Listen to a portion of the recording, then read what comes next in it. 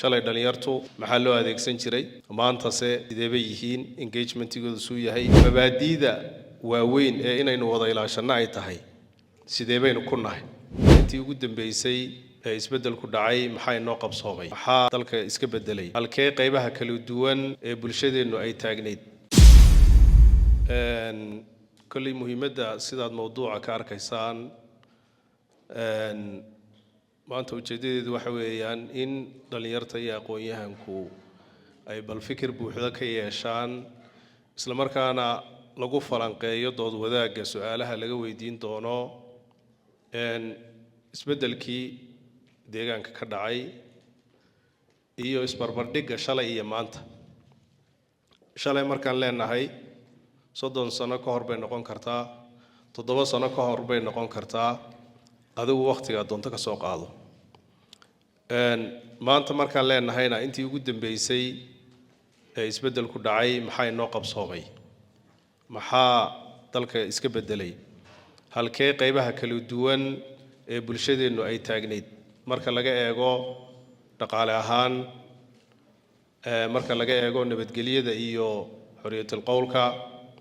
marka laga eego meeqaamka iyo sharafta iyo milgaha Soomaalida iyo deegaanka Soomaalidu halkuu taagnaa maanta si halkuu yahay uu taagan yahay isbedel ma jira intuu leeg yahay wax lagu qanci karo sidii la rajaynayay miyuu yahay mise uu ka hooseeya oo expectation-kii uu ka hooseeya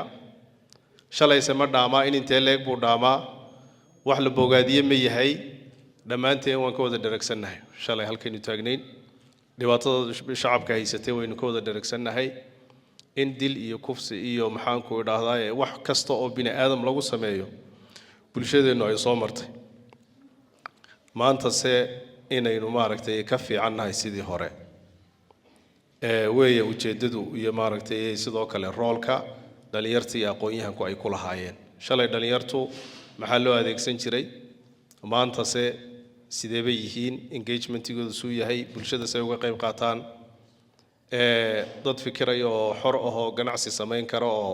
maxaan ku idhaahdaa ma yihiin oo iyagu aan fikirkooda la cabudhinayn aqoon-yahanku sidoo kale dib u dhiska dalka intee leeg bay ka qayb qaateen daraasaadyo intee leeg bay sameeyeen bulshada intee leeg bay dib ugu soo celiyeen mas'uuliyaddii ay hayeen ama se personally qof walba in maaragtay fikir aan ka qaadano ama se laga doodo waxa sidoo kale la taaban doonaa mabaadiida asaasiga ee dhammaan inaynu maaragtay wada ilaashano ay tahay inagu deegaanka Soomaalida dawladda deegaanka Soomaalida ama deegaanka Soomaalida ayaa la yiraahdaa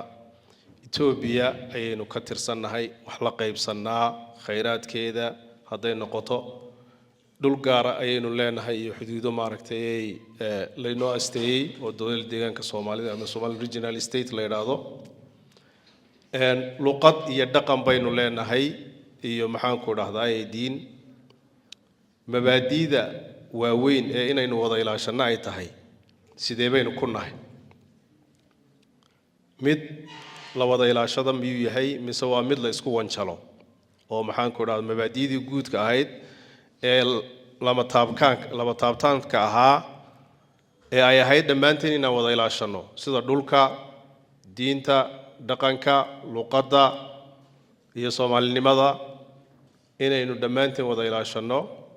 oo aynu maaragtay laga ilaaliyo wixii xagaldaac ku keenaya taasina kulli wadoodaheena ay qayb ka noqon doontaa markaan leenahay shalay iyo maanta waa isbarbardhig had iyo jeerna dee waxa weeyaan markaad samaynayso ama wax analyze garaynayso bulsho aan shalay taariikhdii halkay joogtay aan garanayn maanta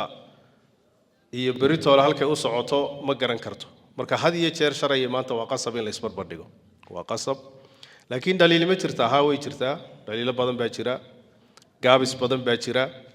taasina waxay u baahan tahay qof walba roolkii uu lahaa ka dhalinyarada ahaan ka aqoon-yahan ahaan ka dawlad ahaan ka odayaal ahaan in laga qayb qaato dhammaanteen oo dhaliisha jirta iyo gaabiskaa jira sidii loo buuxin lahaa qayb waliba roolka ay leedahay ay ka qaadato ayaa iyaduna muhiima marka ujeedadu waa intaas dhalinyaro aqoon-yahan iyo qaybaha kala duwan ee bulshada ee ka soo qayb qaatayba aad iyo aad baan idin soo dhaweynayaa barnaamijkeennii baynaynu insha allah guda gelaynaa. Wassalaamu calaykum waraxmatullah.